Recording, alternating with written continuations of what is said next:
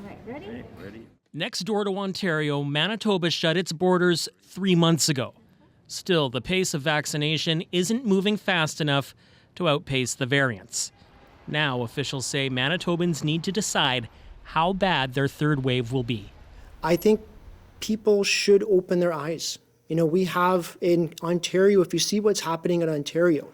So a plea, stay home, flatten transmission rates. It's going to be incumbent upon all of us, you know, again, to make sure that we don't lock down. That's not our goal. Our goal is to have somewhat of a functioning society. In many parts of the country, that's looking increasingly unlikely. The 7-day per capita average rate of infection is also climbing in Quebec and across the West. Alberta actually trending worse than Ontario now. The Canadian Medical Association is calling for a new strategy to deploy vaccines and personnel in areas of greatest need, rather than per capita or by province. There will have to be gut-wrenching decisions made about who's going to get to live and who's not going to get to live. A call backed by experts, particularly in problem areas. We're all in this together as a country. We need to control the pandemic as a country.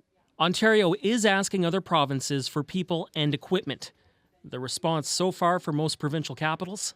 We just don't have the capacity to start even talking about loaning our healthcare workers out. We really don't have anything to spare to send to Ontario. Same goes for vaccines. No province wanting to give up an edge, even where cases are still under control. We need to stay on track with our vaccine rollouts. As for the federal government, asked today, the Prime Minister said sharing resources, including vaccines, is up to the provinces. With each trying to put out their own fire, there seems little ability and appetite to do it. Cameron McIntosh, CBC News, Winnipeg.